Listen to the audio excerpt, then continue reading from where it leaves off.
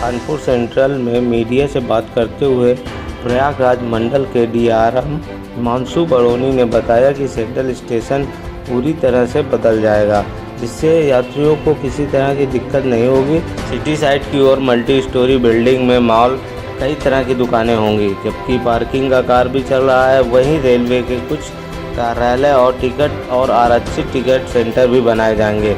हिमांशु बड़ोनी ने city side की ओर चल रहे कार्यों का निरीक्षण किया और बताया कि कानकोर्स निर्माण के लिए दोनों ओर से प्लेटफॉर्म पर सपोर्ट के लिए पोल लगेंगे।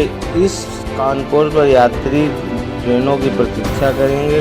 कुछ खामियां देखने पर संबंधित क्षेत्रीय अधिकारी को दिशा निर्देश दिए जाएंगे। वहीं पत्रकारों के सवाल पर DRM बोले, जब कोई बड़ा कार्य होता है तो बहुत सारी दिक्कतें आती हैं। हम इसलिए बार बार निरीक्षण करने आते हैं कि यात्रियों को कम से कम असुविधा हो और विकास कार्य भी चलता रहे। बारिश की वजह से मेट्रो का कार्य कुछ लेट हो गया है, जो जल्द ही पूरा हो जाएगा।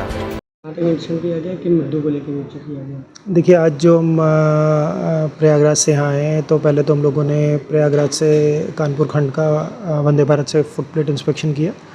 उसके बाद कानपुर एरिया का भी हम लोग निरीक्षण कर रहे हैं। इसमें पहला जो टारगेट था हमारा, वो स्टेशन डेवलपमेंट के कार्य को देखना था। स्टेशन डेवलपमेंट के कार्य जो चल रहे हैं, और आपने देखा है कि यहाँ पे वैली गटर वगैरह बदलने के भी कार्य चल रहे हैं, जो थोड़ा सा डिले हो गए हैं, बरसात से पहले हो जाने चाहिए थे। वो सब चीज़ों को हम लोग देख रहे थे। और उसके अलावा जब स्टेशन डेवलपमेंट का मेन काम चल रहा है, तो यात्रियों को कोई असुविधा ना हो, उसका ध्यान रखना बहुत ज़्यादा ज़रूरी है। क्योंकि आपने यहाँ पे जैसे देखा होगा, जो हमारा सिटी साइड है, उसमें स्टेशन डेवलपमेंट के साथ साथ में मेट्रो का भी काम चल रहा है। और जो मेट्रो का काम है, वो थोड़ा सा जो है, अब उन लोगों ने जो रिवाइज टारगेट दिया है सितंबर का दिया हुआ है, तो सितंबर में उनका कार्य पूरा होगा और वो लोग खोलना चाहते हैं। तो उसके लिए भी जो इंटरफेस के इश्यूज़ आएंगे, ताकि जब यात्री यहाँ से बाहर निकलें तो किस तरीके से बोलेंगे, तो वो सब इंटरफेस के जो डिफरेंट इश्यूज़ होते हैं, उनको सॉर्ट आउट करने के लिए आज हम मेनली यहाँ पे स्टेशन डेवलपमेंट के वर्क का इंस्पेक्शन कर रहे थे। उसके बाद हम लोग यहाँ पे कानपुर के एरिया में रेलवे की बहुत वृहद प्लानिंग है। जिस तरीके से स्टेशन डेवलपमेंट का बहुत अच्छा काम हो रहा है, उसी तरीके से जो रेलवे की कॉलोनीज़ हैं और रेलवे का जो लैंड है, उसका कमर्शियल एक्सप्लॉयटेशन, और उसको जो रेलवेज़ के कर्मचारियों के, आपने देखा होगा, सदियों से बने हुए पुराने जर्जर अवस्था के पुराने घर जो हैं, वो धीरे धीरे करके टूट रहे हैं, नए घर आ रहे हैं। तो उसके लिए भी एक इनोवेटिव स्कीम RLDA से मिलके निकाली जा रही है कि हम लोग इसका कमर्शियल एक्सप्लॉयटेशन करें। और जो कमर्शियल एक्सप्लॉयटेशन के साथ साथ हम लोगों के जो एम्प्लॉयज़ हैं, उन लोगों को बेहतर व्यवस्था घरों की हम दे सकें, इसके ऊपर बहुत ज़्यादा एम्फेसिस है रेलवेज़ का।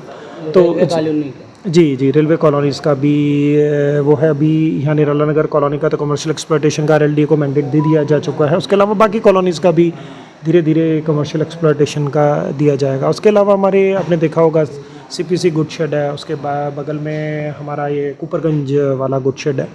उस वाले एरियाज़ का भी हम लोग अब कमर्शियल एक्सप्लॉयटेशन का प्लान कर रहे हैं, जिससे कि रेलवेज़ की अदर सोर्सेज से अर्निंग बढ़े और हम बेहतर से बेहतर सेवाएं रेल यात्रियों को दे सकें। क्या कमियाँ पाई गई?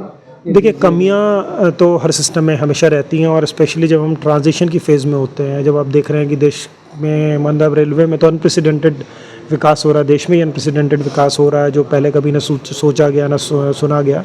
तो जब इस तरीके के बड़े काम होते हैं, तो इनिशियल टीदिंग ट्रबल्स इनको बोलते हैं, आती हैं, और ये बहुत ज़्यादा आती हैं। और ये ऐसा नहीं है कि अभी ख़त्म हो जाएंगी, आगे भी बढ़ेंगी। क्योंकि जब आप कोई भी चीज़ बड़ा काम करने जाते हैं, तो हर्डल्स भी उतनी बड़ी होती है। जैसे कहते हैं ना कि when the situation gets tough, the tough gets going. तो वो वाली स्थिति हम लोगों के साथ भी है कि हम लोग और ज़्यादा उसमें लगे हुए हैं।